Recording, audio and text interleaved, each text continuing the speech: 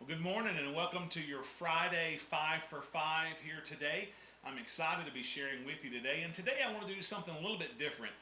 Here throughout this quarantine, I have been sharing with you guys hymn stories for my 5 to 5, just to kind of help us get to know the story behind some of our favorite hymns. But today I wanted to share with you from a little book that I love, one that I read a lot, and it's called Every Moment Holy, and it's a book of liturgies. And for those of you who don't quite know what a liturgy is, a liturgy is basically just a prescribed rite for public worship, for lack of a better term. And sometimes it's just a public duty, or it's a service or state undertaken. I think the Merriam-Webster dictionary likes to describe it as a form or formulary according to which public religious worship, especially Christian worship, is conducted.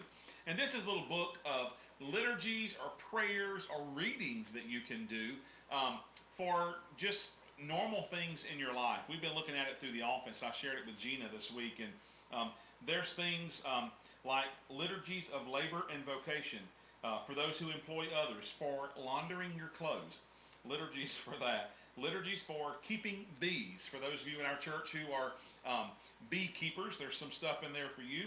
There's a liturgy for arriving at the ocean. Now, you may see me at the ocean one day with this reading, who knows. But the one I want to share with you today is a liturgy that I love to read on Sunday mornings before we go into worship here at our church at First Baptist. And it's called A Liturgy Before Taking the Stage.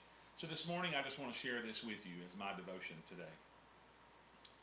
What have I to offer here that might sustain the souls of others? Alone I have little more to show beneath this scrutiny of lights than my own pride and insecurity, my craving for praise, and my fear of rejection. Rather, God, let me offer something greater in this place. As I step onto the stage, meet me. Meet me amidst the wreckage of my ego and my woundedness, and through me, give what I cannot. I offer you all that I have, my talents, my training, the years spent honing and crafting and creating, my passions, my personality, my history, and the many sacrifices I and others have made in order for me to be here. I give you even my brokenness, of which I'm also a steward. I offer now these incomplete and insufficient provisions, remembering how you, in your days among us, twice blessed inadequate offerings, fashioning them into miraculous feasts that would sustain crowds in their hard journeys.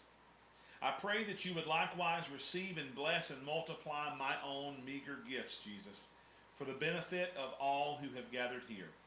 Let these humble elements in your hands become a true nourishment for those who hunger for you. And for those who have not yet wakened to their deepest hungers, let my brief service to them be like the opening of a window through which the breezes of a far country might blow, stirring eternal longings to life. Take this tiny heap of my talents and my brokenness alike, this jumble of what is the best and what is the worst of me, and meld it into the greater work of your Spirit, using each facet as you will, so that, even as sunlight coursing through a cracked prism, your grace might somehow be revealed upon this stage in whatever glorified and whatever peculiar patterns you have fashioned me to display.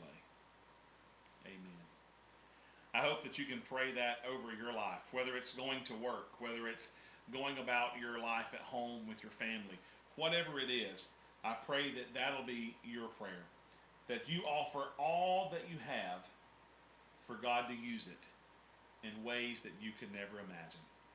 You know, it's my honor and my pleasure to serve as your worship pastor, and I cannot believe I get this opportunity. And I just want to thank you guys for allowing us as your pastors to come into your home each and every day and to just lead you in worship and some time of devotion. Know that we're praying for you, we love you, and we'll see you this coming Sunday. Have a blessed day. Bye-bye.